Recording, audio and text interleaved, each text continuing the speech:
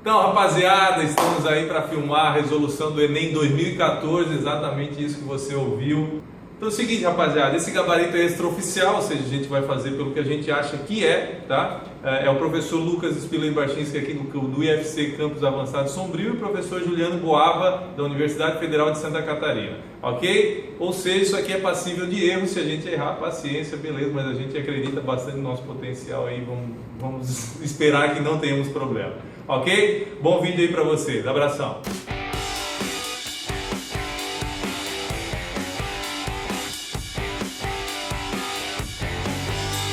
Pessoal, boa tarde. Aqui quem fala é o professor Juliano Boava, professor da Universidade Federal de Santa Catarina, professor de matemática. Eu estou aqui em parceria com o professor Lucas Spiller, do IFC de Sombrio, para a gente fazer a resolução da prova de matemática do Enem 2014.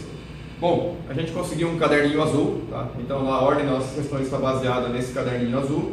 E no monitor de vocês, cada questão que a gente for resolver, vai aparecer a questão no monitor e ela vai vir com alguns rabiscos, né? Porque a gente pegou o caderno de algum aluno que resolveu a prova, então não reparem nos rabiscos da prova, tá? Comecemos então pela questão número 136. A questão 136 passa um gráfico de taxas de desemprego na região metropolitana de São Paulo. E, resumindo o enunciado, ele pede para calcular uma taxa de desemprego aberta que tem no estado de São Paulo no mês de dezembro de 2012. Baseado em todos os dados que foram dados, ele diz que em dezembro de 2012,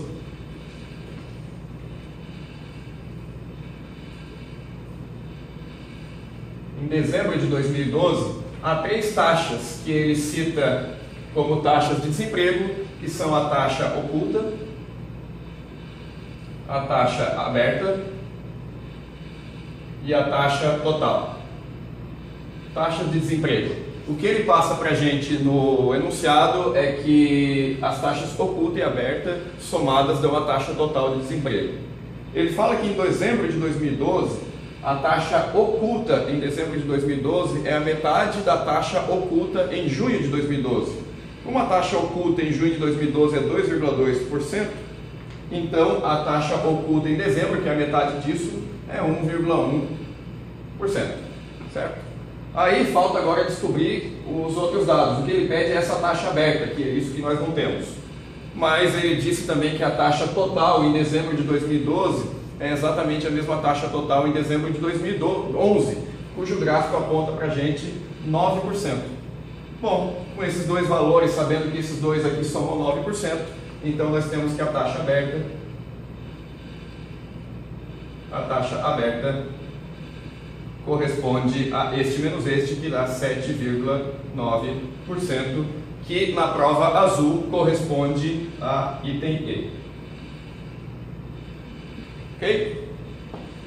Então vamos lá, pessoal, questão 137, ok? Dá uma olhadinha no enunciado. As taxas são de 2,38 e de 1,90, ok? Então nota que aqui pode ter uma outra interpretação. Aqui a gente vai fazer o que a gente acha que é, no caso a variação percentual mesmo. Portanto, o que tem que acontecer? O 2,38 em relação ao 1,90, se essa relação tem que ser mantida, então 1,90 sobre um novo valor, vai ter que dar uma igualdade aqui, perfeito? Portanto, agora a gente faz a multiplicação cruzada aqui, 2,38x, e isso aqui vai dar 3,61. Portanto, x vai ser 3,61 dividido por 2,38, e aí a gente conclui então que é aproximadamente, não igual, né, mas aproximadamente 1,52. O gabarito dessa questão aqui pela prova azul, letra C de casa, ok? Questão 138 apresenta um texto gigantesco falando do Ministério da Saúde, que não sei o que, e fala várias coisas sobre doação de sangue separada pelas regiões do Brasil. E apresenta uma tabela falando o número de doadores, o número de habitantes, e já passa para a gente o percentual de doadores com relação ao número de habitantes em cada uma das regiões do Brasil. E ele diz que o governo quer fazer uma campanha para intensificar o número de doadores nas regiões em que a taxa percentual de doadores é menor do que a média nacional. Comparando os valores da tabela, a média nacional a taxa de doadores no Brasil é de 1,9% em relação aos habitantes. Existem, de todos os doadores, o número total, eles correspondem a 1,9% da população total. E a gente quer descobrir, agora é só comparar na tabela, né, quais regiões em que o número de doadores, ou que a percentual de doadores é menor ou igual a 1,9. Olhando na tabela, as regiões que se encaixam nessa condição são as regiões Nordeste, Norte e Sudeste. Todas elas apresentam uma taxa que é menor ou igual a 1,9%. Então essa é a resposta e no gabarito isso aponta para o item B. Vamos lá então, pessoal, questão 139. O que acontece aqui? A altura, ele está falando que aumentou em 1/8. Então você tinha uma certa altura, foi aumentado 1/8, ou seja, h sobre 8. Portanto, como que ficou a nova altura? Tirando o mínimo aí, 9h sobre 8. Ok? Ele quer manter o custo, portanto a área tem que ser a mesma, né? Então, quando a gente faz aqui a área anterior, era a largura vezes a altura. Beleza? Então, se ele quer manter essa nova área aqui, nota, vamos chamar a nova largura de x. Ok? O que acontece? Você tem aqui a nova área, vai ser x vezes 9h sobre 8, e aqui tem que manter a mesma área de antes, ok? Então ele está perguntando a razão entre a largura nova e a largura da porta anterior. A nova está aqui, a largura, a anterior está aqui, então ele quer saber x sobre L. Vamos passar aqui, vai ficar 8h sobre 9h, simplificando, portanto, a razão que ele está procurando é de 8 nonos, portanto, o gabarito aqui nesse caderno azul é a letra D de dado, ok? A questão 140 fala de dados da ONU sobre o gasto de água da população em termos das suas atividades diárias. Por exemplo, ele divide as atividades diárias como tomar banho, descarga, cozinhar e beber, outras atividades, ele divide em percentuais e diz que em geral nós gastamos 25% para tomar banho, mais não sei o que e assim por diante. Depois apresenta uma outra tabela com o suposto gasto de um habitante brasileiro por dia com relação a algumas das suas atividades diárias. Por exemplo, ele apresenta uma tabela com 6 valores: tomar banho, dar descarga, lavar as mãos, escovar os dentes, beber e cozinhar. Apresenta uma tabela em que, somando esses gastos por dia, essa tabela apresenta uma quantidade de 69,6 litros de água por dia, se ele gastar aquilo que está escrito na tabela. E aí ele fala o seguinte, ele fala que normalmente um brasileiro gasta 200 litros de água por dia. E aí ele pergunta o seguinte, se ele gastasse o que está aqui nessa tabela, certo? Que são esses 69,6, e mantivesse o gasto com demais atividades segundo os critérios da ONU, na ONU os critérios dizem que, em geral, a pessoa gasta 15% com outras atividades. 15% do gasto está com outras atividades. Então, a ideia é o seguinte, o cara gastava 200 litros, certo? Ele reduziu o gasto dele nessas atividades que estão na tabela e daí reduziu para um gasto de 69,6.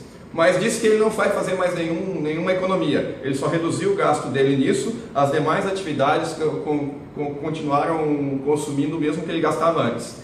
Então, se ele gastava antes 200 litros, que é o total, então o total que ele gastava antes era 200 litros.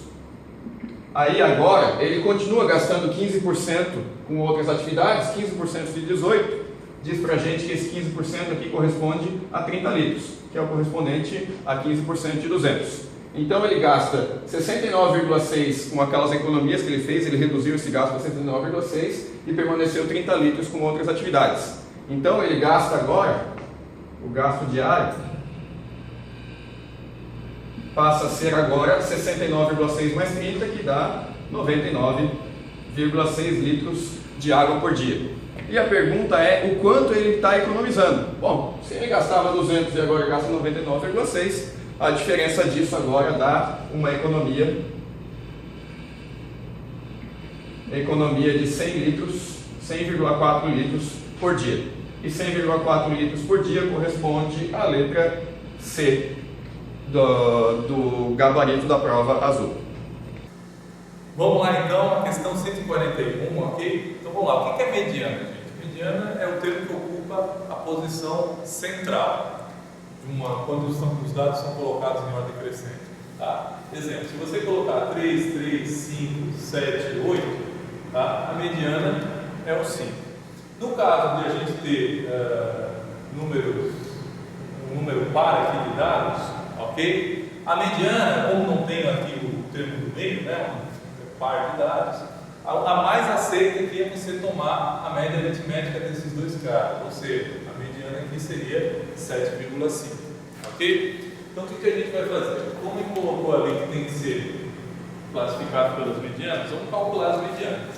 Então K, quem é a mediana de K? Ele já está na ordem aí, 33, vai ficar então a média entre 33 e 33, que é 33, o L. Se você colocar em ordem, você vai ver que é 32, 33, 34, 39, portanto é a média entre 33 e 34, 33,5. O N é 34, 35, 35 e 36, portanto é entre 35 e 35, tá, 35. O M, ele vai ser 24, 35, 37 e 40. 35 e 37 são os termos centrais, portanto vai ser 36. E o B é 16, 26, 36 e 41. Portanto, os termos médios do meio aí são 26 e 36, né? Agora, a média desses dois aqui vai dar 31, ok? Portanto, o primeiro colocado vai ser o M, porque a mediana dele é 36, portanto o gabarito é letra D de dado. A questão 142, como todas as outras questões, tem um enunciado bem comprido que fala do gado de corte, que tem que ser alimentado e não sei o que, e algumas coisas desse tipo. E ele fala de silos. Os silos são na forma de prismas trapezoidais. Ele dá um desenho de um prisma aqui, certo? Só que, segundo o desenho dele aqui na figura, ele fica um pouquinho mais difícil de utilizá-lo do que a gente costuma usar normalmente os nossos prismas que a gente usa para calcular volume. Por exemplo, eu já vou tentar desenhar esse prisma aqui de uma outra forma. Ele fala que o prisma tem uma base trapezoidal, certo? E daí ele tem as alturas dele aqui. Eu já vou botar ele em outro formato, então.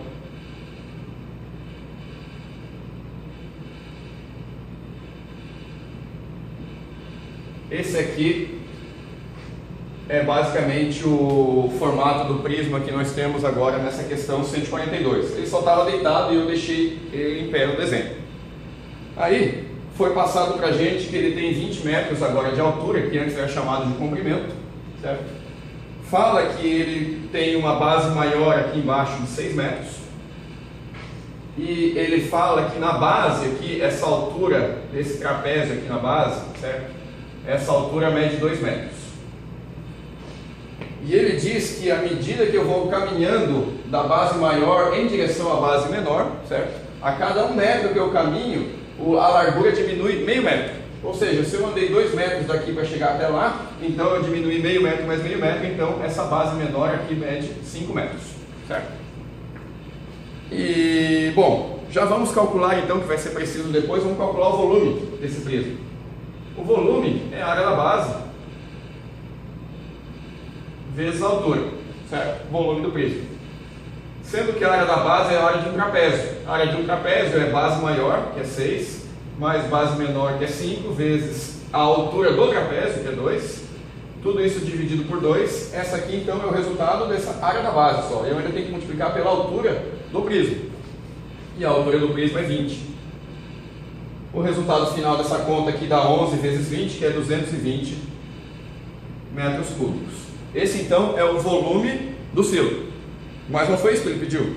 Ele falou o seguinte, ele falou que 1 tonelada de forragem ocupa 2 metros cúbicos do silo. Bom, E agora ele pediu assim, quantas toneladas de ferragem cabe no silo. Se uma tonelada ocupa 2 metros cúbicos e eu tenho 220 metros cúbicos, significa então que o volume a quantidade de toneladas de forragem que cabe são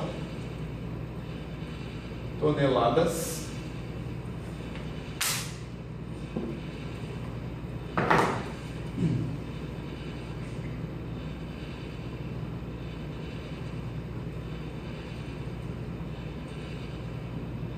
Se eu tenho 220 metros cúbicos e uma tonelada ocupa 2 metros cúbicos, então a quantidade de toneladas de forragem que cabe nesse volume total corresponde a 110 toneladas, certo? 110 toneladas corresponde ao item A do gabarito. Essa aqui é a resposta da 142. Vamos lá, a questão 143, quando você olha para a figura, o que acontece quando começar a entrar a altura, né, como a base ali embaixo é maior, ela vai subindo lentamente, ok? Depois, na parte do meio ela fica constante, e aí na parte de cima acontece ao contrário, né? Ela vai subindo mais rápido e depois vai diminuindo. Portanto, o gráfico correto, né, é esse aqui, ou seja, a letra D de dado, perfeito? Então ela vai subindo devagar, nota, então vai subindo devagar, tá? Por que não é a letra E? Porque aqui na letra E ele começa subindo rápido demais aqui, ok? Então nota que você não começa subindo rápido demais a altura, porque ele é mais largo. Portanto, a alternativa correta é a letra D de dado. A questão 144 é uma questão de análise de uma forma plana. A partir de uma forma geométrica espacial, a gente vai construir uma forma geométrica plana. Em resumo, o enunciado passa para a gente um cone. Tá?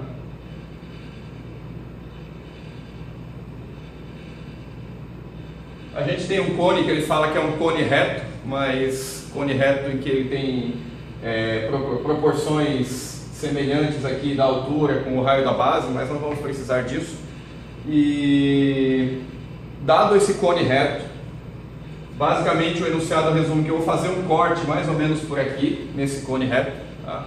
E eu vou querer agora olhar para a área lateral desse cone reto que está aqui embaixo, certo? Eu quero abrir essa parte lateral do cone, porque ele fala que vai ser colado um adesivo aqui. Ele quer colar esse adesivo, mas como ele vai imprimir o adesivo na impressora, ele quer saber como é que ele vai desenhar esse adesivo para que ele fique bem bonitinho colado no cone. Bom, se ele quer saber a forma desse adesivo, eu tenho que dar uma ideia de como abrir isso aqui, ou seja, como é a forma da área lateral quando a gente abre o cone, certo?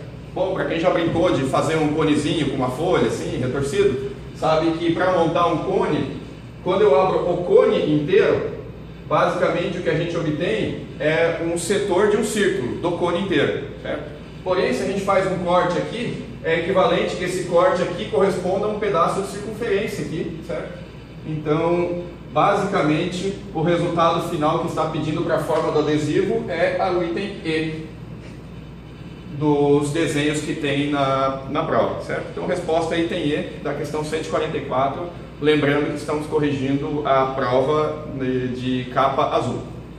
Vamos lá, questão 145, pessoal. Ele disse que tem lá uma função polinomial de grau menor que 13 e tal, e ele diz o seguinte: a nota 0 permanece 0. Em linguagem de função, significa que f de 0 é 0. A nota 10 permanece 10, ou seja, f de 10 vai ser igual a 10. E a nossa 5 passa a ser 6, ou seja, o f de 5 passa a ser 6.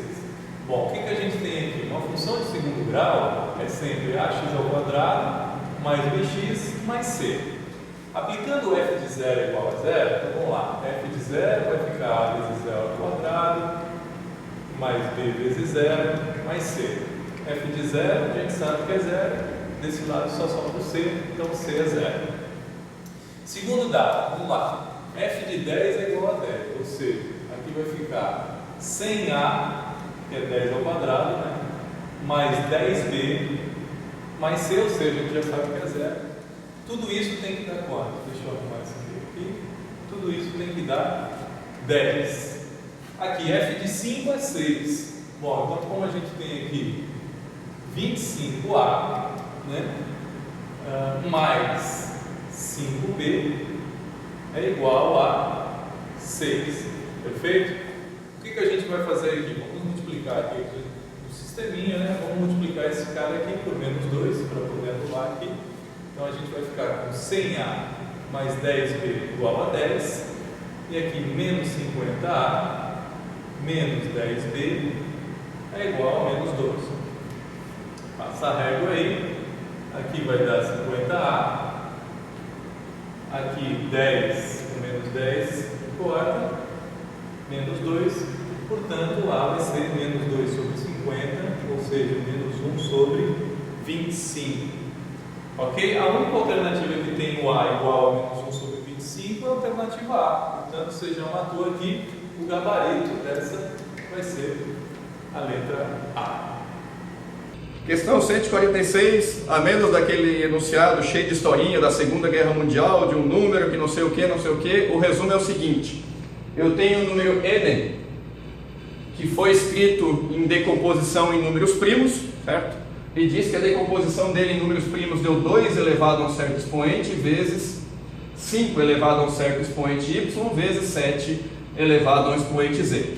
Essa aqui é a decomposição do número n em números primos, certo? Aí ele fala o seguinte: esse número é inteiro, é um número natural positivo e aqui os expoentes são não negativos, números inteiros também. E ele fala o seguinte: n é múltiplo de 10,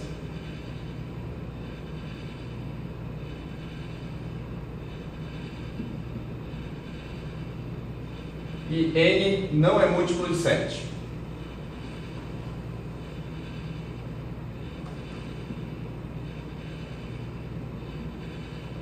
E aí ele pergunta o número de divisores de n diferentes de n. Então,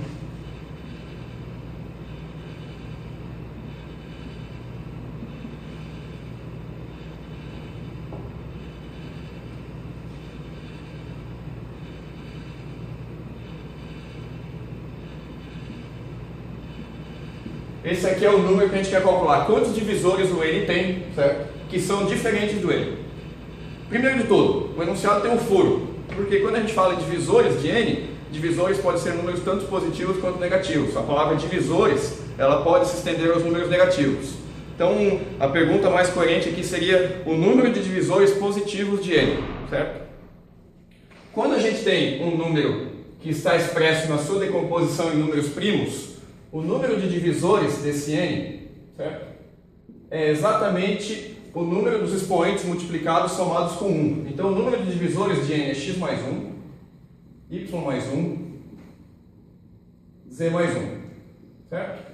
Esse é o número de divisores de n. Mas eu quero excluir o próprio n, certo? Porque eu quero todos os divisores positivos de n diferentes de n. Então, excluindo n, eu tenho que tirar agora que esse número aqui corresponde a toda essa fórmula aqui, menos 1. Certo? E isso no gabarito corresponde ao item E.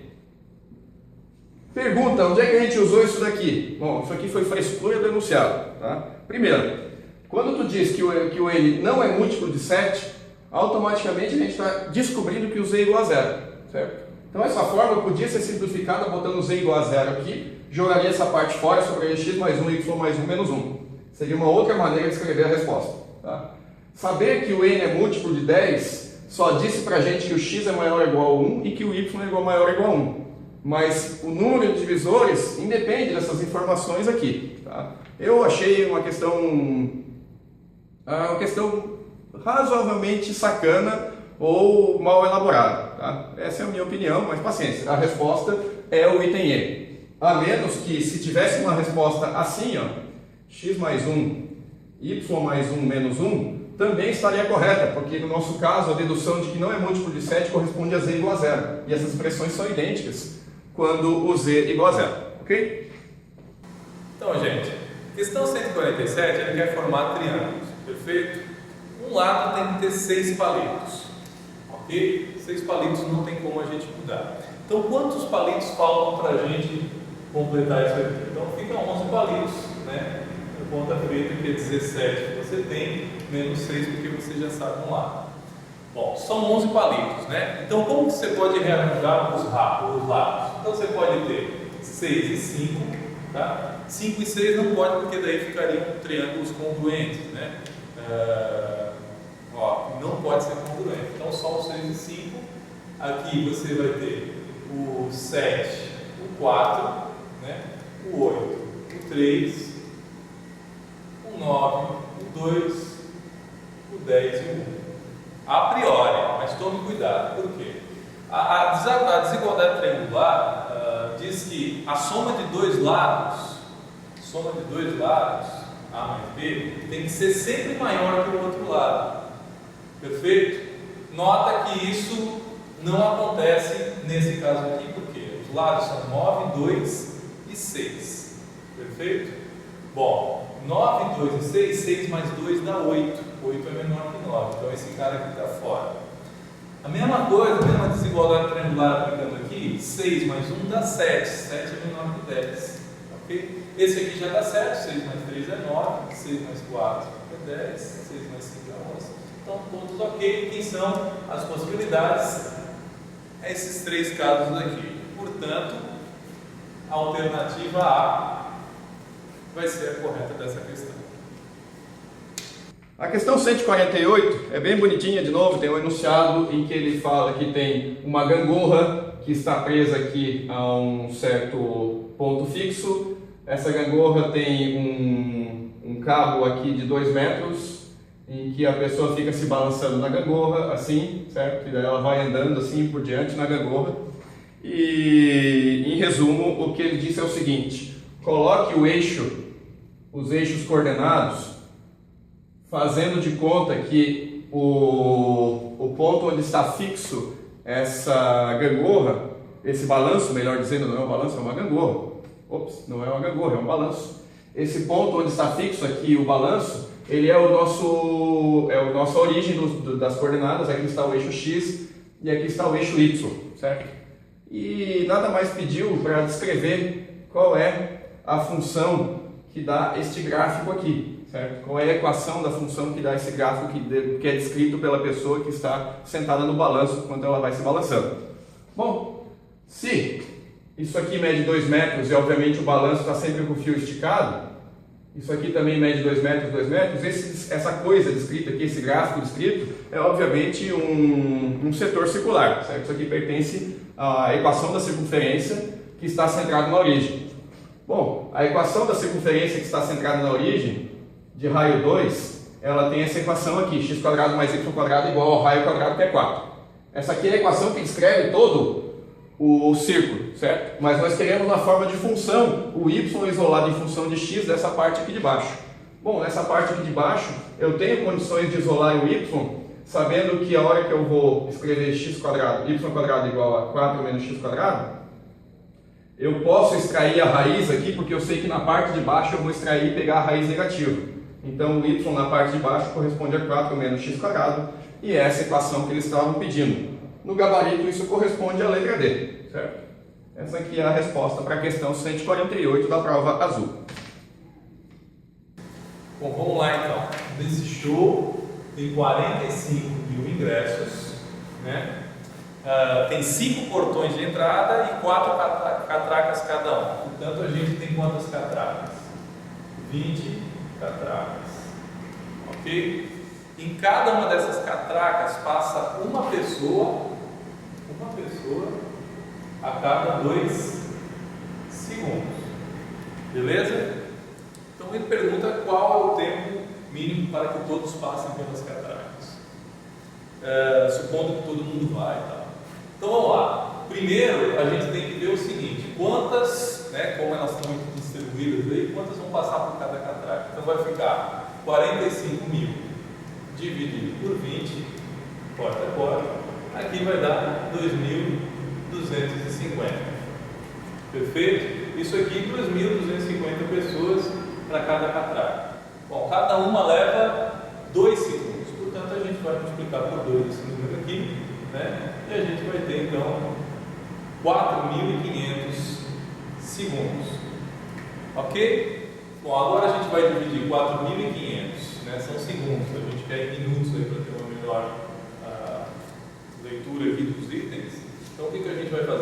18,60, né? Aqui dá por 7, sobra 3, 75 minutos. Ou seja, 1 hora e 15 minutos. Portanto, a alternativa correta é a letra B de bola. Questão 150 da prova azul. O enunciado fala de bagagens em que a ANAC permite, quais dimensões de bagagens que a ANAC permite num voo doméstico, e ele fala que essas dimensões, a soma das dimensões, altura, largura vezes mais comprimento, não pode ultrapassar 115 centímetros. Ele passa uma figurinha de uma caixa retangular aberta,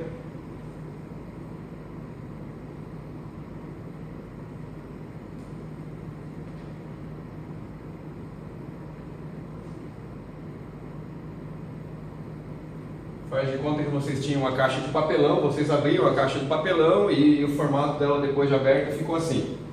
As dimensões que ele passou foi aqui, essa dimensão aqui de 90 centímetros, uma dimensão X aqui que não foi passada e 24 centímetros essa outra dimensão.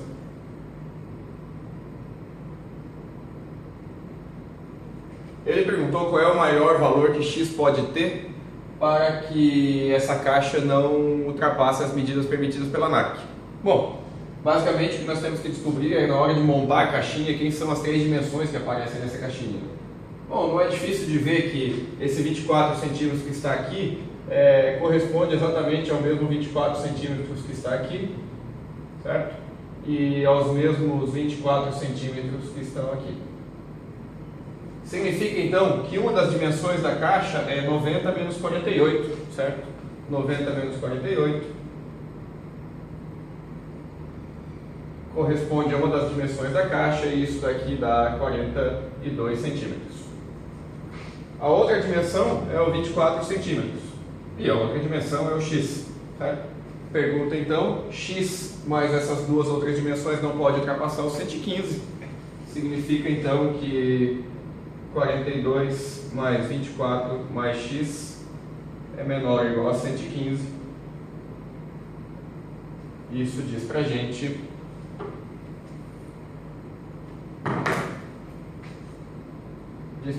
que o X deve ser menor ou igual a 49 centímetros, certo? E isso corresponde no gabarito ao item E. Então, pessoal, vamos lá, questão 151 agora da lata de tinta, tá? Ele disse que quer aumentar a base em 25%, né, cada uma das arestas aí. Portanto, se a gente aumenta 24, né, 25% de 24 é 1/4 de 24, ou seja, é 6. Então, 24 mais 6 a gente vai para 30. Bom, como fica o volume dessa lata original? É 40 vezes 24 ao quadrado. Esse aqui é o volume. Bom, como a gente quer aumentar essa base para 30, vai ficar 30 ao quadrado, aqui a gente vai ter uma altura que a gente não sabe. Bom, você pode resolver isso aqui de várias formas, né? Mas o que acontece? Aqui a gente tem 40 vezes 6 ao quadrado vezes 4 ao quadrado, beleza? E aqui você tem a altura vezes 5 ao quadrado vezes 6 ao quadrado, portanto a propriedade de potenciação. Perfeito? Esse 6 ao quadrado com esse 6 ao quadrado vai embora. Nota que o 40 aqui é 5 vezes 8 vezes, né, 40 aqui, 5 ao quadrado que você tem aqui. Portanto, mata um 5 aqui com esse 5 aqui. Você tem 8 vezes 16, 8 vezes 16, 80, 128. Tudo isso sobre 5. Ok? Aí ele quer saber quanto que deve ser reduzido então essa altura, quantos por cento. Então você tem uma altura de 40, que corresponde a 100%, e aí você quer uma altura de 128 sobre 5, corresponde a x%. Então vamos lá, fazendo a multiplicação aqui, então você tem 40x, aqui ó, quando esse cara multiplica com esse, 100 por 5 dá 20, Portanto, você fica com 20 vezes 128. Fazendo aqui a simplificação, 40, né? Então, 20 por 40, e sobra 2. Então, quanto é que vai dar? 64%. Bom, mas ele não está pedindo quanto que isso representa, né? Ele está pedindo quanto que tem que reduzir. Portanto, se você está no 100% e você parou no 64%, quanto que você reduziu? 100% menos 64%, você diminuiu 36%. Portanto, o gabarito é a letra D de dado, ok? A questão 152 fala de uma organização não governamental, fala sobre o sistema de esgoto, de quantidades de litros de esgoto que são derramados, que não são tratados por saneamento. E, em resumo, ele diz que no Brasil 36%, ele fala de uns dados em que 36% do esgoto é tratado, certo? Apenas 36% é tratado, e que 8 bilhões de litros, 8 bilhões de litros não são tratados todos os dias, certo? Então, ele fala que ele quer que uma campanha quer melhorar o saneamento, que quer que diminua a quantidade de litros, de 8 bilhões de litros não tratados por dia, querem diminuir para 4 bilhões de litros não tratados por dia.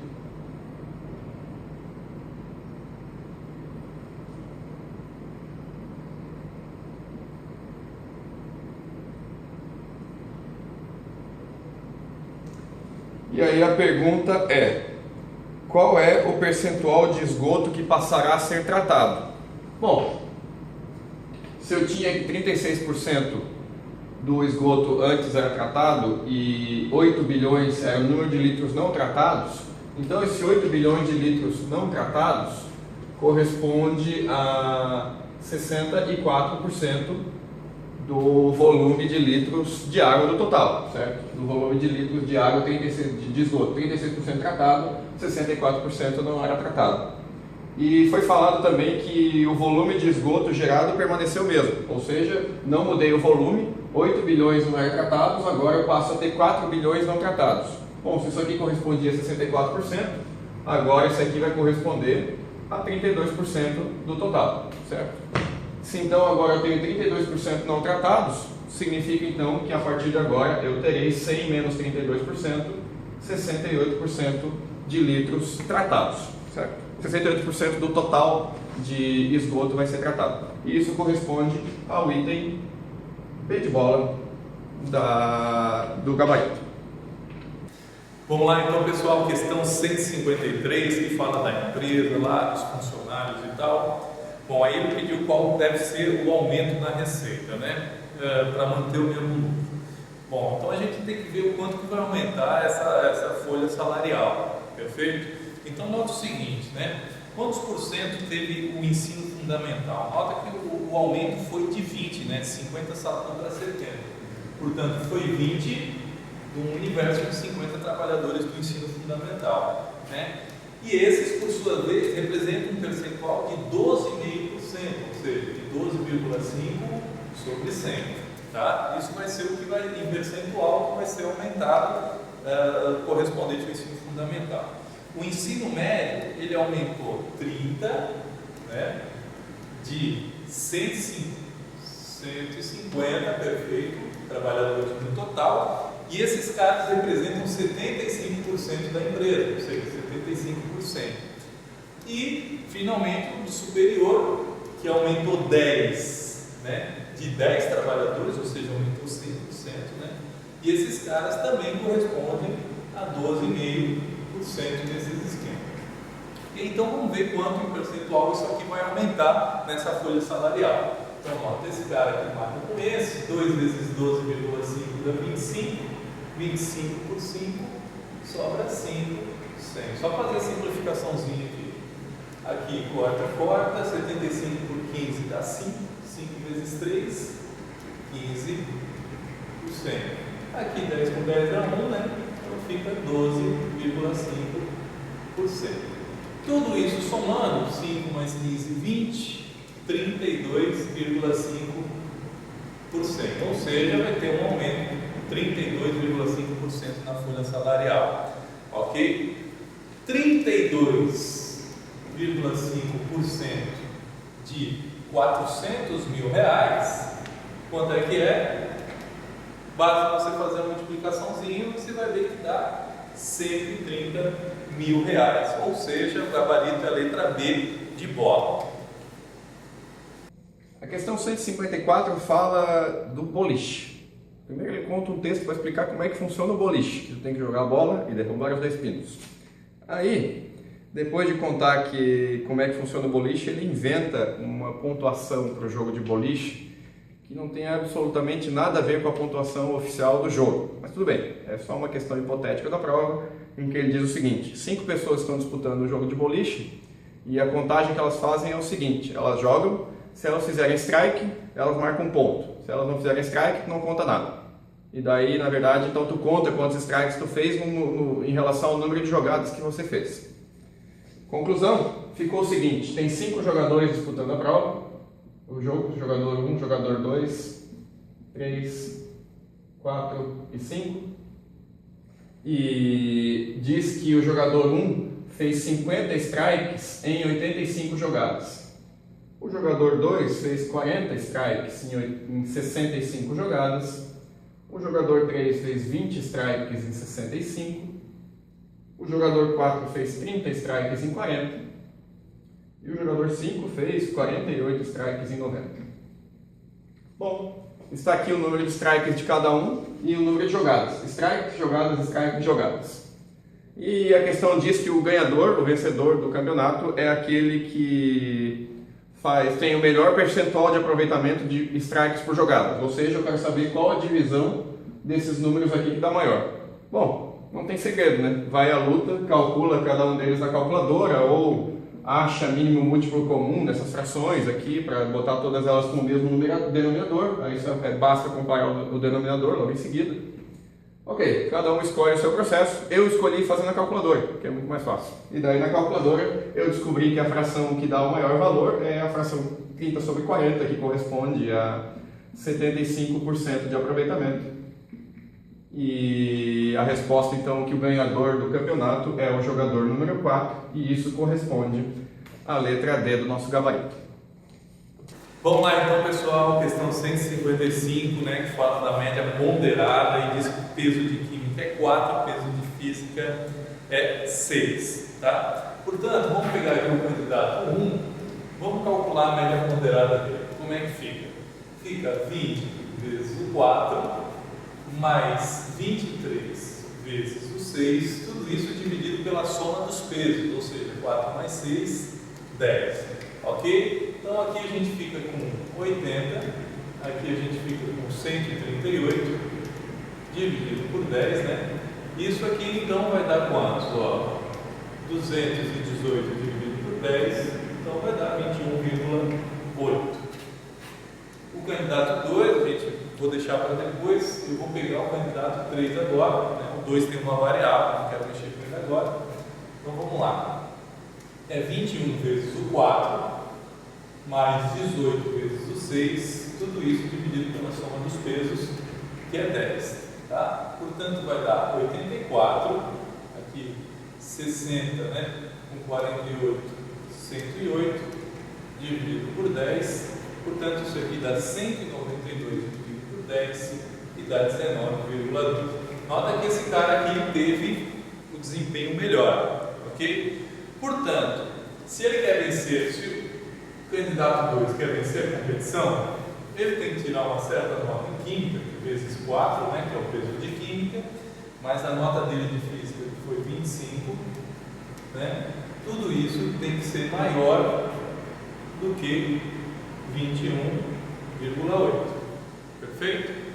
Bom, vamos resolver essa equação então. Aqui x vezes 4 fica 4x e 25 vezes 6, perdão, 150 tem que ser maior. Vou multiplicar por 10 em ambos os lados, 218. Portanto, 4x tem que ser maior, passa aqui negativo, né? Então você tem 68, onde x tem que ser maior, nós vamos dividir por 4 dos lados, né? Que 17. Portanto, a alternativa correta é a letra A, ou seja, se ele tem que fazer mais do que 17, ele tem que fazer 18.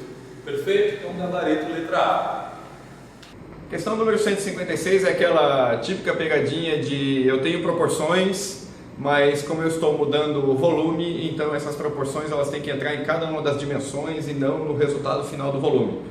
Por exemplo, ele fala que um edifício permite que os seus proprietários construam armários dentro das suas garagens.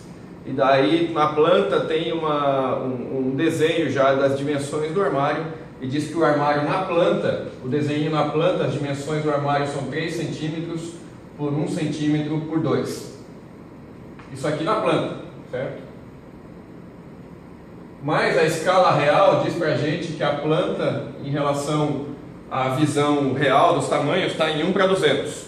Ou seja, para cada centímetro aqui corresponde a 200 centímetros na realidade. Significa então que as dimensões do armário, na realidade,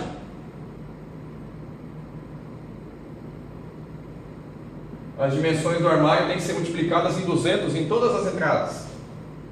E, opa, me enganei aqui. Aqui não é 200, aqui é 100, desculpa. A escala é 1 para 100. Então eu tenho que multiplicar por 100 todas as entradas. E isso corresponde aqui a 300 centímetros vezes 100 centímetros vezes 200 centímetros. Em outras palavras, o armário em tamanho real corresponde a 3 metros por 1 metro por 2 metros. Tá?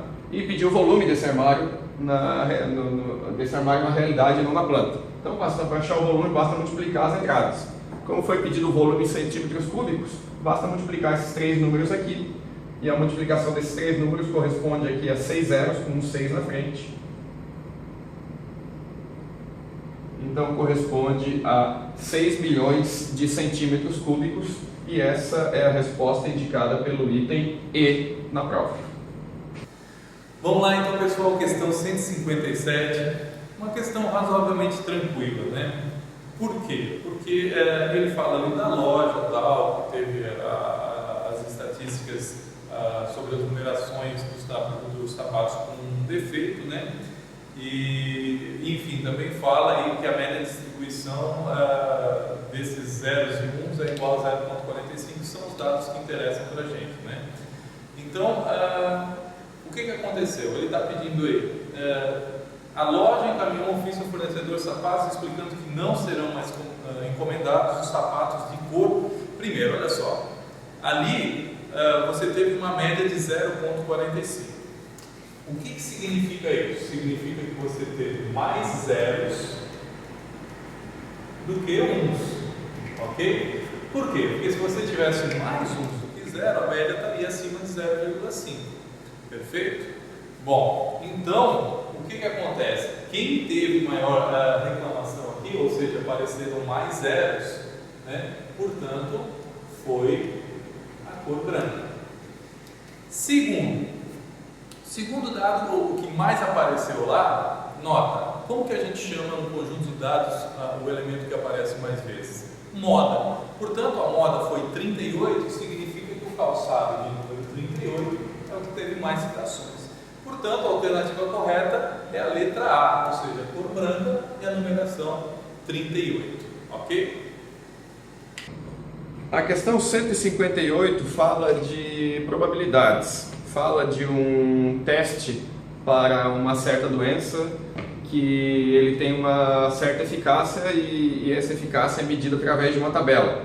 O cara pode ter a doença e dar resultado positivo, pode ter a doença e dar resultado negativo, pode não ter a doença e dar positivo, como pode não ter a doença e dar negativo.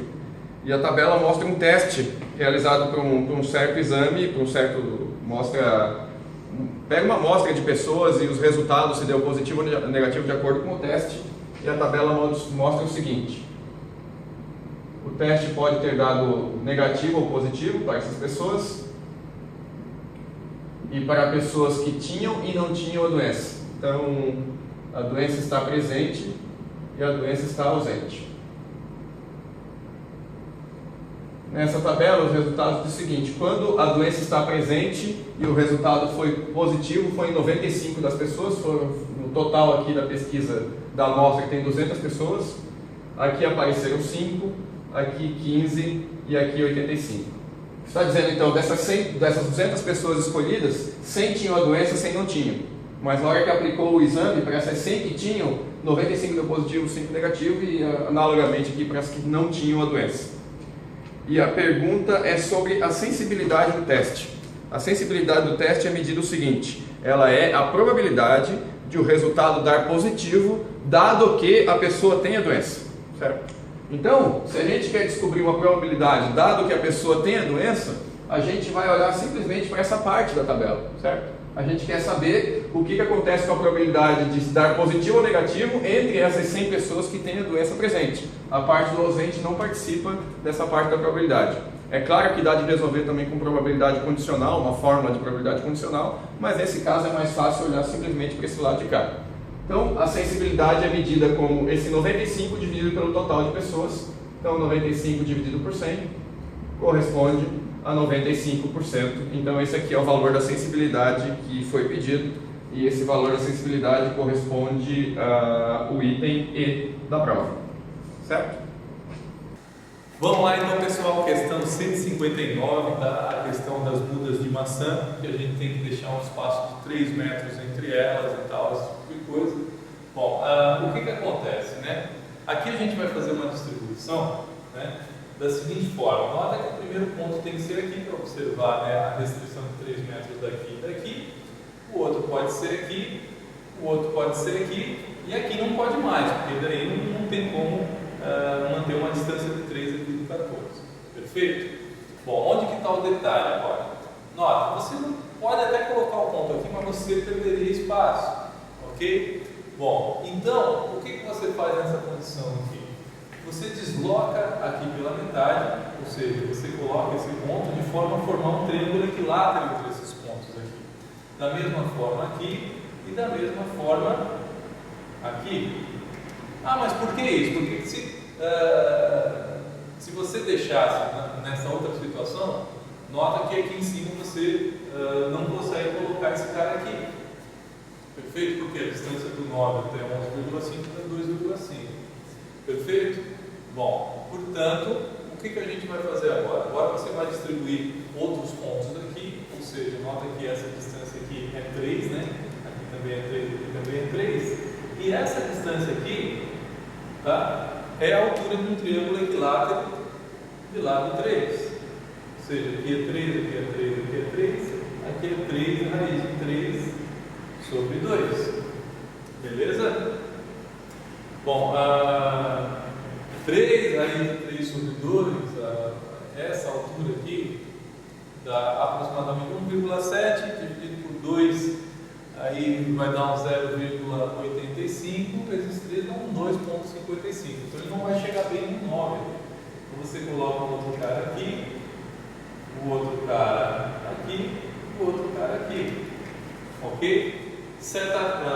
Dessa forma, né, você não vai atingir aqui o cara aqui em cima, você vai manter uma distância aí do 11,5, seria 8,5, né? E você vai conseguir também construir esses, vamos dizer, colocar essas mudas de maçã aqui de forma a manter uma distância superior a 3 metros, né, que foi a condição do problema. Tá? Portanto, quantos pontinhos você consegue colocar aqui? Na verdade, você consegue então 9 pontinhos, né? 3 aqui e 3 deslocados para cá, de forma que você vai obter, né, essa restrição. Aqui também, deixa eu anotar aqui, não é menos 6, né? Ou seja, ele vai ficar um pouquinho para baixo do 6, aqui, né? Por quê? Porque a altura não é 3, a altura é 3 raiz de 3 sobre 2. Está perto, é 3, mas, ou seja, gera essa economia aqui para render os 3 metros de distância aqui com relação à parte superior. Ok? Portanto, a gente consegue colocar 9, né, pontinhos nesse esquema aqui, portanto, na situação, a gente vai conseguir plantar 9 mudas então, de maçã. Ok? Resposta então do gabarito, a letra C de cá. Questão número 160, ele fala de uma escada circular, certo? Que que está instalada numa casa para subir de um andar para o outro. Então, basicamente, a escada ela sobe em forma de espiral, certo? Ela vai subindo, em altura ela vai subindo, porém, só que quem olha de cima, ele diz que o corrimão parece um círculo. Ele fala assim, ela é uma escada circular, certo? Mas ela vai subindo em altura e, basicamente, eu não sei se eu consigo fazer esse desenho direito, então meio que o corrimão da escada faz mais ou menos isso. Eu não vou conseguir fazer o desenho corretamente dessa figura, então vocês confiram na prova depois como é o desenho, tá? Aí, ele diz o seguinte, uma pessoa foi subindo a escada e botou a mão no corrimão, e daí ela foi subindo, foi girando, até que ela parou num certo ponto, e a pergunta é, para quem viu do chão, para quem olhou de cima, qual que fica a posição do movimento da mão em relação ao chão, certo? A mão foi se movimentando, mas foi subindo em altura, mas eu estou querendo desconsiderar a altura e quero só ver a sombra dela no chão. Bom, basicamente, no momento em que ele diz que a escada é circular, significa que a projeção dela no chão é um círculo, certo? Em outras palavras, o corrimão forma um círculo quando projetado no chão. Se a mão está andando pelo corrimão, ela está andando sobre um círculo. E daí o pedaço de círculo que tem nas respostas está no item C.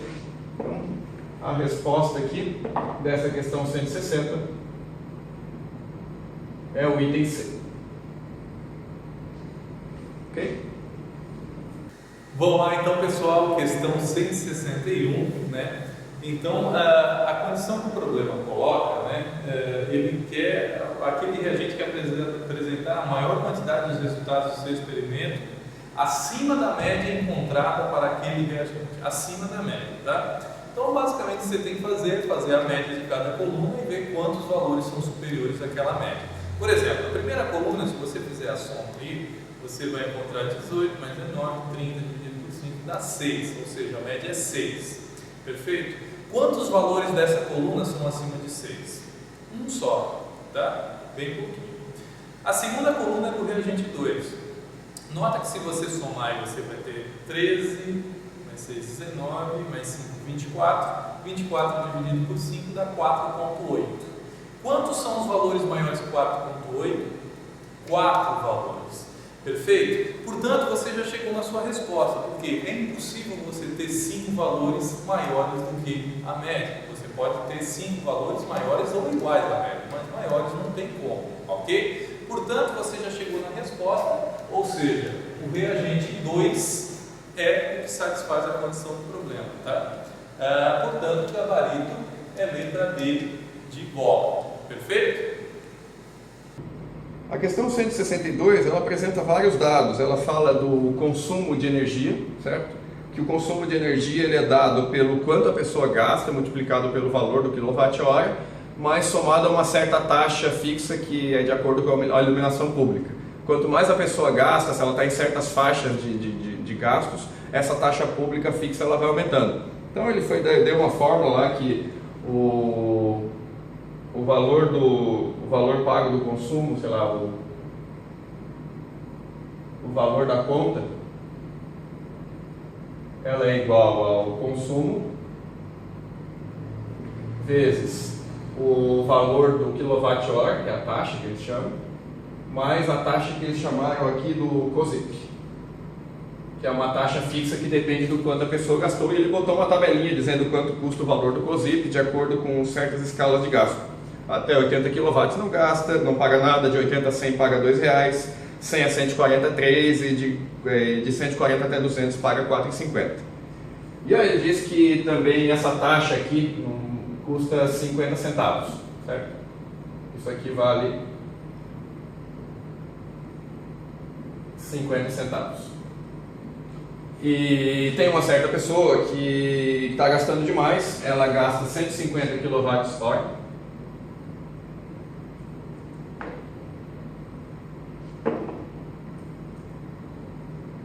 Uma pessoa gasta 150 kWh e ela está querendo reduzir a conta dela em 10%, certo? Do valor. Ela gasta um certo valor, a gente vai calcular esse valor, vai tirar 10% e vai perguntar agora quanto ela deve gastar agora em kWh para reduzir esse custo da conta em 10%.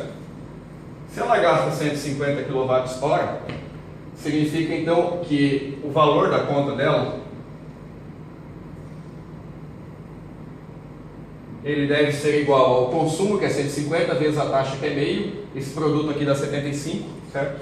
Então ela gasta 75 mais a taxa do COSIP. A taxa do COSIP, como ela gasta 150, a taxa do COSIP dela é de 4,50.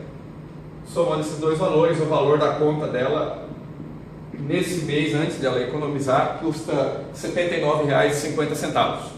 Bom, se ela quer reduzir em 10% a conta, certo? A gente vai ter que tirar 10% desse valor aqui. Então, o valor da conta menos 10%, certo? Tirando 10% de 79,5, que é a mesma coisa que multiplicar por 0,9, e essa multiplicação eu já fiz aqui antes, dá 71,55, certo? Bom, tendo agora esse valor novo da conta, eu preciso agora descobrir, encaixar esse 71,5 no valor da conta para saber quanto que dá o consumo, certo? Porém, se a gente tenta botar o 71,55 aqui e usar a mesma taxa COSIP de 4,50, a gente obtém um consumo menor que 140, ou seja, não fica incoerente com a tabela. Ou seja, o consumo do COSIP, quando ele é 4,50, não bate com esse valor da conta aqui. Logo, esse valor da conta aqui, ele tem que ser encaixado na faixa anterior, em que o consumo fica entre 100 e 140. Então agora a gente vai colocar o consumo, o valor da conta aqui como 71,55, mas vai usar a taxa do COSIP de R$3. Com isso a gente fica com a fórmula 71,55 igual ao consumo, que é o que a gente quer descobrir, vezes o 0,5, que é a taxa, mais o COSIP, que custa R$3. Certo? Fazendo a conta aqui, passa o R$3 para o outro lado, dá 68,55, fica que o consumo é o 68,65 dividido por meio, que é a mesma coisa que multiplicar por 2, e isso dá 135,1. Eu errei essa multiplicação aqui. Dá 137,1, melhor dizendo, né? 68 vezes 2 dá 136, mais um meio aqui, 137,1. E essa resposta aqui corresponde ao item C da prova azul. Ok? Vamos lá então, pessoal, continuando agora com a questão 163, né, que ele tem 8 filmes de ação, 5 filmes de comédia e 3 de drama, e aí ele vai escolhendo sempre de 2 em 2, né? Bom, perfeito. Então vamos lá. A primeira escolha, o que ele tem? Ele tem 8 filmes para escolher de ação, e aí ele tem 5 de comédia, perfeito? Próxima vez que ele vai na locadora, ele só vai ter 7 de ação e 4 de comédia. Agora a pergunta é, o que eu faço isso aqui? Eu somo ou eu multiplico? Nota que isso faz parte do mesmo processo, ou seja, ele quer saber quantas maneiras distintas, né, a estratégia desse cliente poderá ser posta em prática. Então nota que a estratégia dele não acaba aqui, ok? Então nesse sentido a gente tem que multiplicar, porque isso aqui vai originar novas possibilidades. Dessa forma, se a gente tem 7, agora a gente vai ter 6 e aqui vai ter 3. Aqui a gente vai ter 5, vai ter 2, e a gente vai ter 4, e a gente vai ter 1. Pronto, acabaram os filmes de comédia. Então ele vai passar para o drama, né? Nota, você tinha 4 aqui, ficou 3, e tem 3 de drama, vezes 2, vezes 2, vezes 1, vezes 1. Ok? Portanto, se vocês perceberem, 8, 7, 6, 5, 4, 3, 2, 1, a gente tem 8 fatorial aqui, 5, 4, 3, 2, 1. 5 fatorial e 3, 2, 1, 3 fatorial. Portanto, a resposta é a letra B de bola. Questão 164 conta uma historinha de um psicólogo que aplica um teste. Em resumo, ele fala que o candidato pode errar ou acertar a resposta de uma pergunta e a probabilidade de ele errar é 0,2.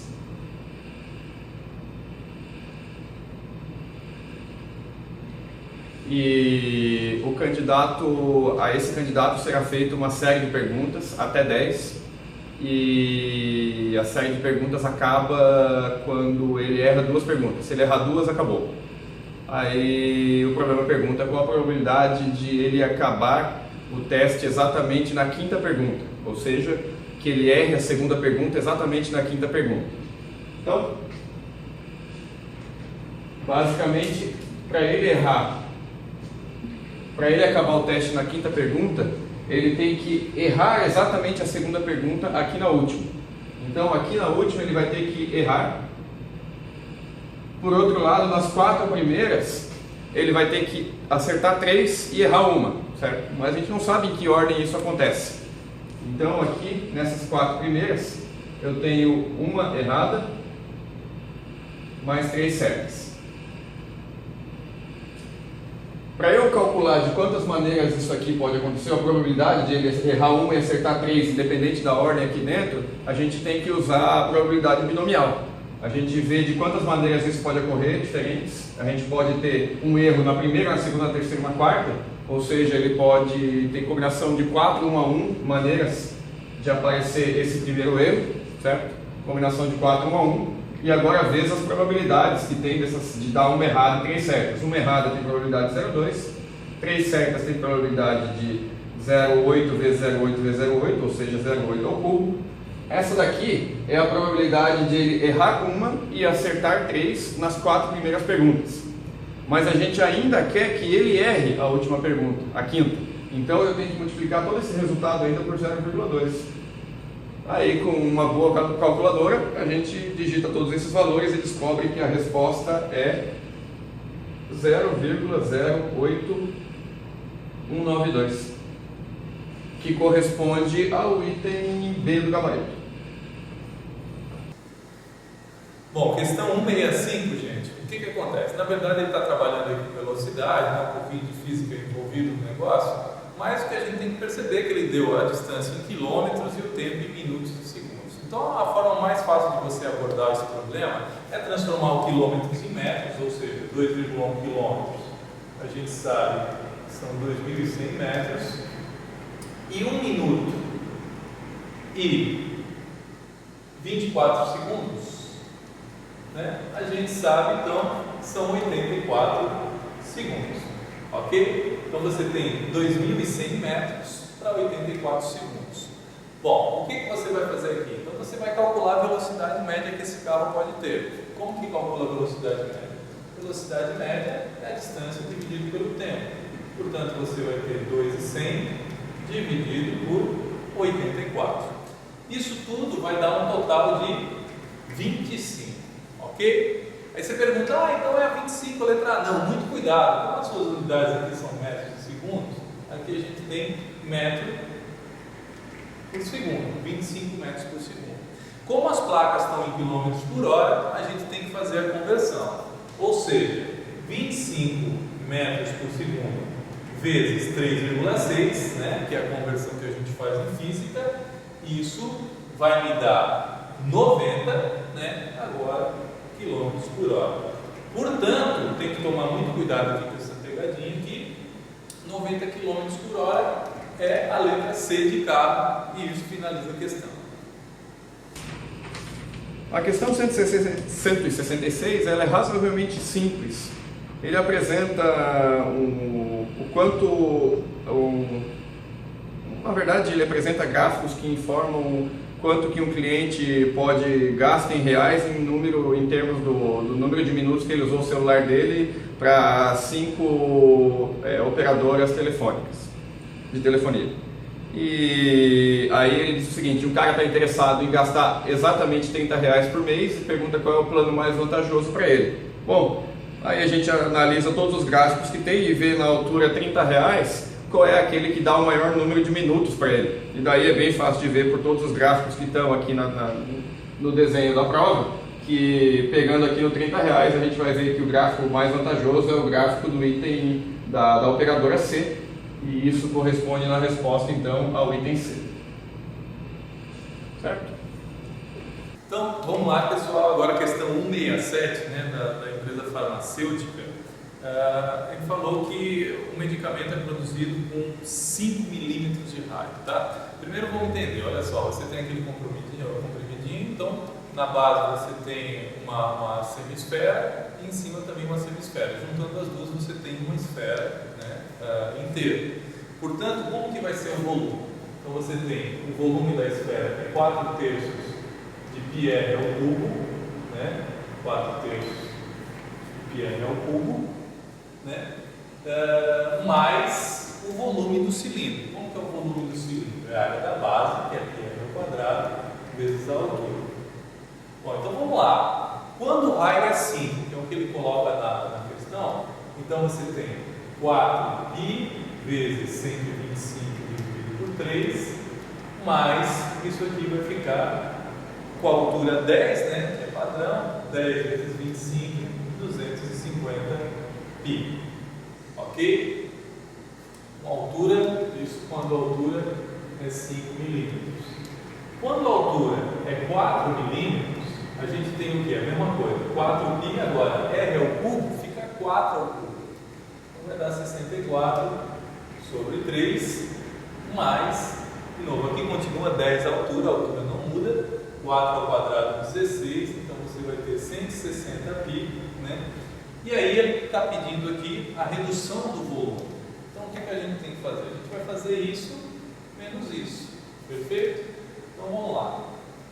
Então olha só, aqui pessoal a gente tem esse número, a gente vai ter que descontar esse desse, perfeito? Esse com esse é tranquilo, mais complicadinho é esse menos esse. Pode fazer do jeito que você achar melhor aqui, mas nota que você tem 4π aqui, também tem 4π, você tem 125 menos 64, portanto dá 4π sobre 3, né? Vezes essa diferença que dá 61. E agora 250 menos 160 dá 90π. Ele falou para considerar π como sendo 3, perfeito? Portanto você fica com 4 vezes 3 vezes 61 por 3, mais 90 vezes 3. Ok? Esse cara com esse morre. 4 vezes 61, você vai ter o quê? 4 vezes 60, 240, 244. E aqui, 270. Portanto, é só fazer essa soma que vai dar 514, que é a diferença entre os dois volumes. Portanto, o gabarito é a letra E de escola. A questão 168 é daquelas que ele põe um texto gigantesco, enfia um monte de dados no meio do texto, mas no fim das contas, para calcular a resposta, tu precisa de 2 dos números, dos 50 números que tem ali no meio do texto, só vai usar 2. Ou seja, a gente vai direto para a resposta, que a pergunta é qual é o percentual da área reservada para agricultura em relação ao percentual da área total do país. E a área reservada à agricultura, se a gente extrai do texto, corresponde a 80 milhões de hectares. E a área do país inteiro, não confundido com 470 que tem ali no meio, a área do país inteiro no começo do texto diz que é 853 milhões. E essa divisão, na hora que a gente faz a divisão, a gente obtém um resultado que é de aproximadamente 9,4% e corresponde na prova ao item D. Vamos lá pessoal, agora a questão 169, ok? Então você tem uma figura que tem 8 metros por 6 metros, né? E você tem uma outra figura aí que, fazendo os recortes, você vai ter 36 centímetros por 24 centímetros. Então você quer ocupar o maior espaço possível, beleza? Bom, olhando simplesmente os números aqui, né, você pode notar que o 6 por 24, o que aconteceu? Ele quadruplicou, né? Vamos ver, se o 8 for quadruplicado também, porque você precisa manter as proporções, você vai bater no 32. Opa, fechou, vai caber certinho aí. Mas aí como é que fica a escala dessa figura? Então, nota só. Aqui, para passar daqui para cá, a gente tem que multiplicar por 4. Porém, para passar de metro para centímetro, a gente tem que dividir por 100. Perfeito? Então, como é que fica essa escala aqui? 4 por 100, ou simplificando, 1 sobre 25. Portanto, o gabarito é a letra D de dado. Questão 170, ele fala de uma empresa que quer produzir diplomas e quer amarrar o diploma redondinho com uma fitinha para entregar o diploma no dia que o cara se formou e ele quer que sejam todos iguais. Então ele vai pegar uma folha que vai ser o diploma. Essa folha ela vai ser quadrada, segundo o enunciado, e essa folha vai ser enrolada num cilindro fininho.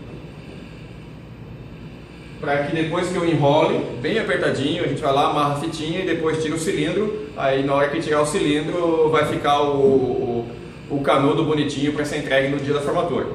E basicamente o que ele falou é que o cilindro tem um diâmetro de D centímetros, certo? Esse aqui é o diâmetro. Mais ainda, ele fala que quando a gente pega o diploma e circula ele ao redor aqui do cilindro, que ele vai dando as voltinhas, ele dá exatamente 5 voltas ao redor do cilindro. E daí a pergunta é qual que é o comprimento do lado do retângulo. Bom, se esse lado do retângulo vai se retorcer ao redor do cilindro 5 vezes, significa que o lado do retângulo aqui é 5 vezes o comprimento da circunferência aqui dessa base do cilindro, certo? Como eu tenho um diâmetro de D centímetros, a gente sabe que o comprimento da circunferência em função do diâmetro é π vezes o diâmetro. Por favor, não confundir o diâmetro com o raio aqui, que vai dar tudo errado. Então, aqui a gente pega π vezes D, dá o comprimento da circunferência. Então, a gente tem que o lado é 5 vezes π vezes D, que dá 5πd. E 5πd é a resposta do item D da prova. Vamos lá, pessoal, agora a questão 171 da ponte, né? O peso máximo será 12 toneladas. O ponto de sustentação central receberá 60%. Então a gente tem que calcular 60% de 12 toneladas, né? Só fazer aqui a multiplicação, a gente vai obter 7,2 toneladas. Bom, se você tem 12 toneladas e você tem 7,2 no central, quanto vão sobrar para os outros dois? 12 menos 7,2 vai dar 4,8, né? Então 4,8 toneladas dividido para 2 pontos, você vai ficar com 2,4 toneladas para cada ponto. Portanto, aqui você fica com 2,4, aqui no centro você vai ficar com 7,2 e aqui novamente 2,4 toneladas. Ou seja, o gabarito é a letra C de carro. Questão 172, na minha opinião, deve ser uma das mais fáceis da prova.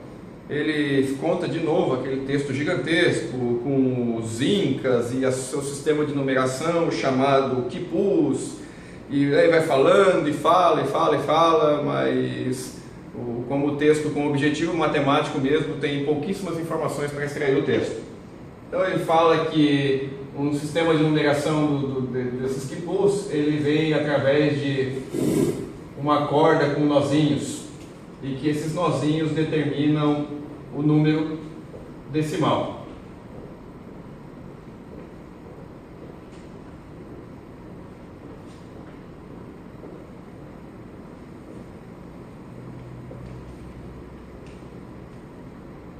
Por exemplo, ele diz que numa cordinha que tem 2, 3, 4 e 3, o número correspondente é, melhor aqui ele põe 5 bolinhas aqui 2, aqui 4.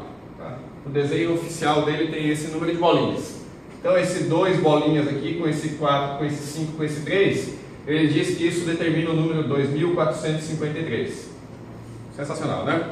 E daí ele dá uma outra cordinha que começa com 3 bolinhas aqui. Aqui não tem nenhuma bolinha.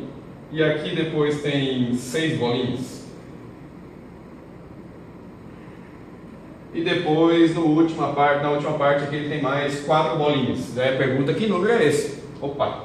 Se aqui é 2, 4, 5, 6, aqui deve ser um 3, aqui não tem nada, é 0, aqui é 6, aqui é 4. Então o número correspondente é o número 3064, ok? Bom, 3064 corresponde ao item C da prova. Questão 7.3, né, galera? O Pretinho Básico estava tratando disso esses dias aí também. O que acontece? Quanto que é 1 hectare? Né? Então, coloca aí que 1 hectare é 1 hectômetro quadrado, ou seja, você tem uma área que aqui tem 100 metros e aqui tem 100 metros. Bom, a pergunta é, quanto de área isso aqui representa? Bom, a gente sabe calcular a área, né? A área de 1 hectare vai ser o quê? Esse cara vezes esse. 10 ao quadrado vezes 10 ao quadrado dá 10 na quadra, ou seja, 10.000 metros quadrados. Então, 1 hectare tem 10.000 metros quadrados. Portanto, se tem 8 hectares de área, quanto que a gente vai ter? 8 vezes 10 mil, 80 mil metros quadrados. Portanto, a resposta, o gabarito, é a letra E de escola. A questão 174 fala de uma epidemia de gripe, que a prefeitura comprou galões de álcool gel e que ela quer distribuir álcool gel nas escolas para as criancinhas lavarem as mãos com álcool gel e daí não ficar espalhando o vírus da gripe por aí. Bom, em resumo, a prefeitura comprou 16 galões de álcool gel, cada um com 4 litros, e 16 galões e 4 litros, isso corresponde a 64 litros de álcool gel. Esses 64 litros serão distribuídos em 10 escolas públicas.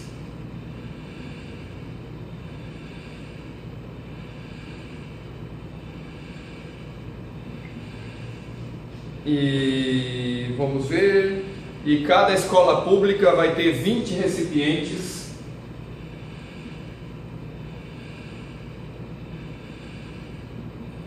para álcool gel. Então nós temos que distribuir 64 litros entre 10 escolas, mas cada escola tem 20 recipientes. Então no fim das contas a gente tem 200 recipientes e a gente quer botar 64 litros em 200 recipientes. A pergunta é qual é o tamanho do recipiente. Então eu tenho 64 litros para ser distribuído entre 200 recipientes, e a hora que eu faço essa continha de 64 dividido por 200, eu descubro que isso daqui dá 0,32 litros, certo? 0,32 litros deve ser então o conteúdo do recipiente, que corresponde ao item C da prova. Vamos lá, questão 175 do vidro, né, e da película aí. O que acontece? Primeiro você tem aqui o inferior, né? O limite inferior, que gira em torno de 70%, e aqui você tem o limite superior, né, que é 90%. Perfeito? Isso do vidro. Depois, quando você vai colocar a película, né, você tem um inferior que é de 50% e aqui o superior de 70%. Então você tem essas duas probabilidades, né, da luz ultrapassar. Então, a variação total possível, você vai ter o quê? A inferior você tem 70% de chance aqui e 50% aqui. Nota que a probabilidade de dois eventos acontecer é a multiplicação desses dois eventos. Portanto, a gente tem que multiplicar esses dois caras aqui. Portanto, a gente fica com 35% aqui, e aqui a gente fica com um total de 63%. Né? Logo, o gabarito é a letra A de amor. Ok? Então, alternativa correta, letra A. A questão 176 também é bem fácil, tá? Ele fala de novo um textinho sobre bactérias, e daí ele põe dois gráficos e ele pede para somar o número de bactérias do tipo 1 e do tipo 2, das espécies 1 e 2, e ver em qual dia da semana que teve mais bactérias. Então vocês lá pegam em cada dia da semana, segunda, terça, quarta, quinta, sexta, sábado e domingo, somam os valores que a gente tem de bactérias do tipo 1 e do tipo 2, pega o valor total, calcula e escolhe o maior. Bom, fazendo a conta aqui, não tem muito segredo, tá? É só ver que na terça-feira,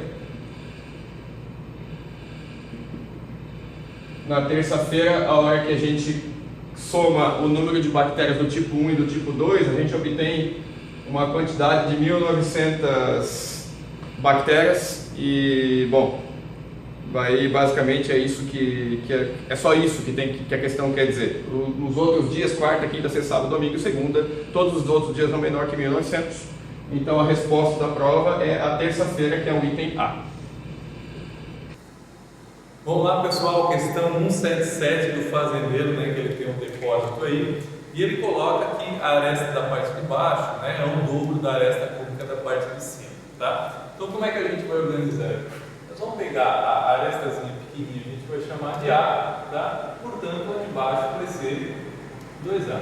Então essa aqui é a parte superior e a parte de baixo, né? Parte inferior. A Aqui a aresta e a aresta de baixo vai ser 2A. Bom, como que é o volume de um cubo com aresta 2A?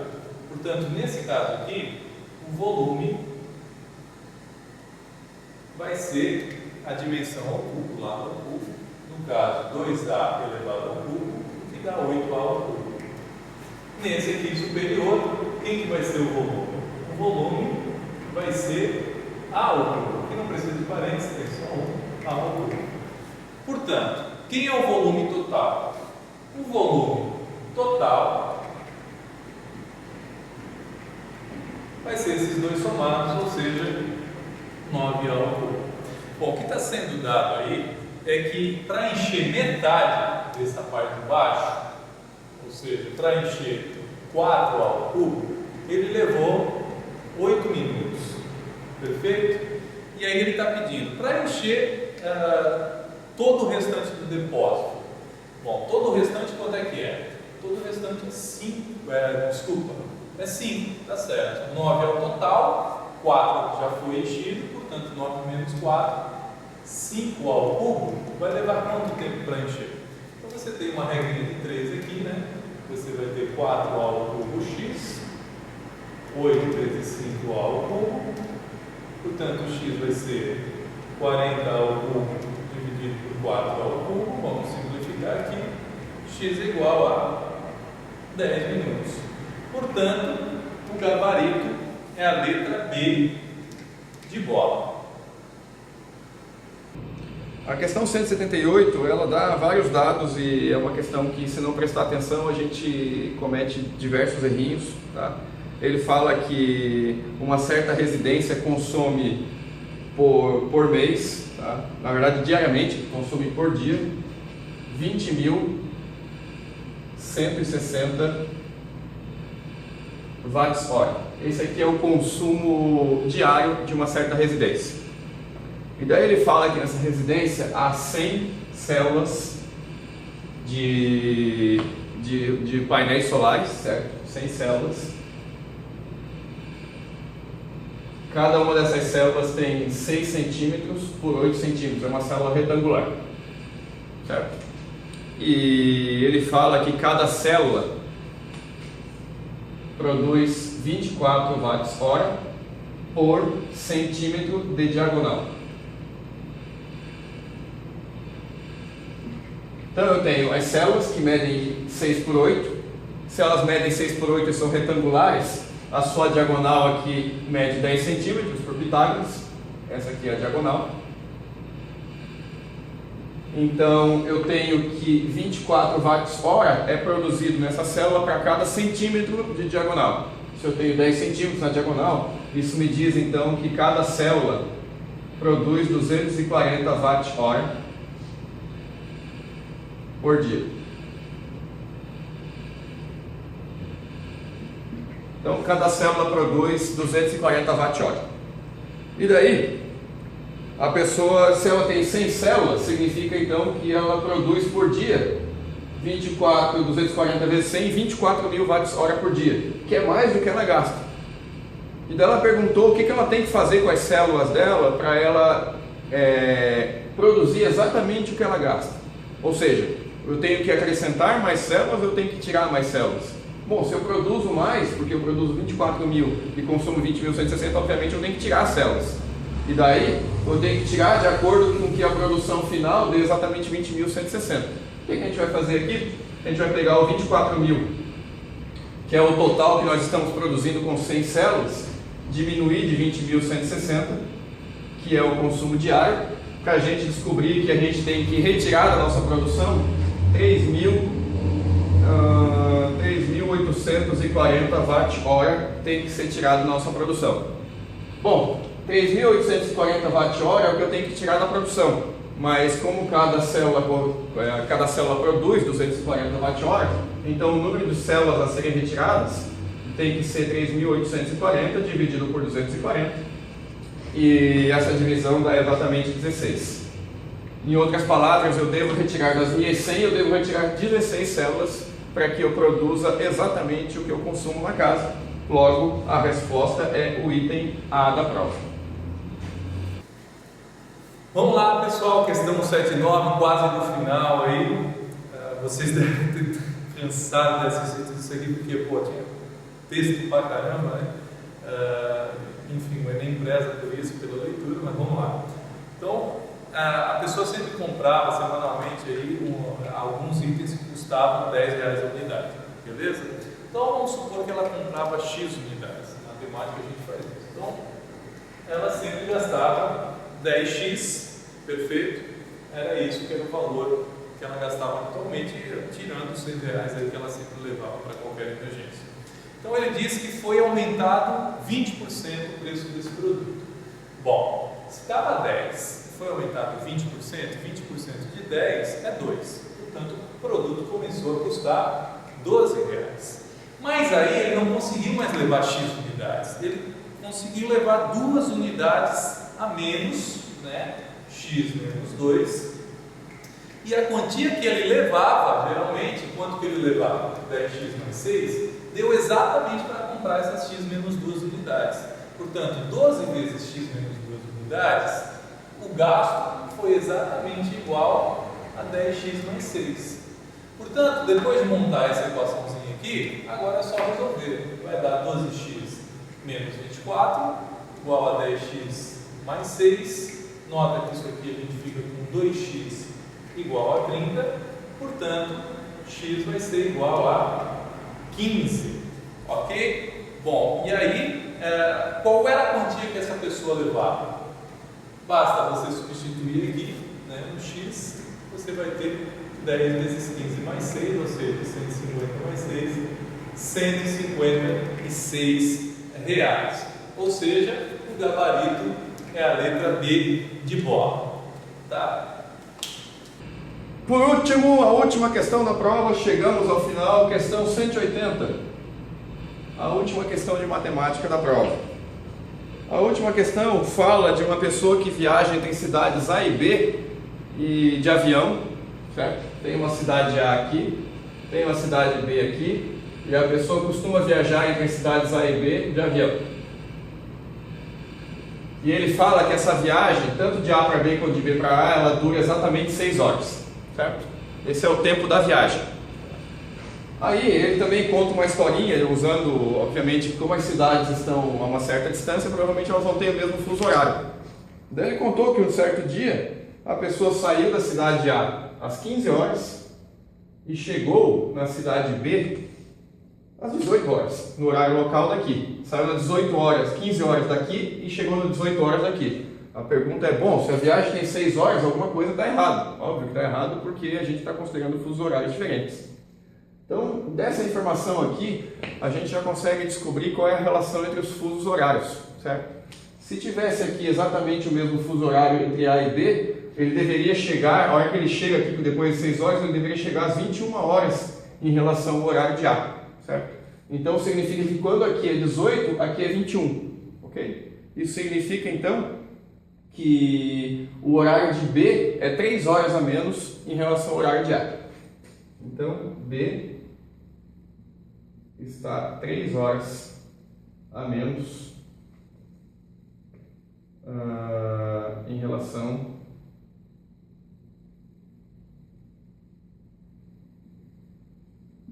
a A. Essa é a informação principal, que a hora que a gente tem o horário de A, tu diminui 3 e daí descobre o horário de B. E daí ele conta que um certo dia a pessoa estava em B, certo? A pessoa está em B e quer chegar em A. E a viagem, de certeza, que vai durar 6 horas, certo? E daí ele diz o seguinte, ele está louco para chegar em A às 13 horas. Ele quer chegar aqui. Sai daqui e a hora que ele botar o pé em terra em A, ele tem que estar exatamente às 13 horas no horário local de A. A pergunta é qual é o horário de B que ele tem que sair para chegar exatamente às 13 horas lá. Bom, façamos toda a conta em relação ao horário local de A. Aí depois a gente diminui 3 e descobre o horário local de B. Se ele tem que chegar às 13 horas no horário local de A e a viagem dura 6 horas, então no horário de A ele deveria sair às 7 horas da manhã, certo? Porque 7 mais 6 é 13. Então, teoricamente, ele sai às 7 da manhã no horário local de A. Mas às 7 horas da manhã no horário local de A corresponde exatamente ao horário 4 horas da manhã no horário local de B, certo? Porque aqui eles estão no mesmo instante, eles estão defasados por 3 horas de fuso horário. Conclusão, ele tem que sair às 4 horas da manhã de B para chegar às 13 horas da tarde, ou melhor, às 13 horas em A, certo? E isso corresponde ao item D da prova, certo? E com isso a gente encerra a correção da prova de matemática do Enem 2014. Eu espero que vocês tenham gostado da correção. Ela foi feita na maior correria para soltar o quanto antes para vocês essas correções, esses gabaritos. E espero que vocês tenham gostado. É a primeira vez que eu participo desse vídeo da gravação com o Lucas. Gostei da experiência, tá? Espero que vocês tenham gostado também. Espero vê-los também numa próxima oportunidade. Um abraço, tchau, tchau.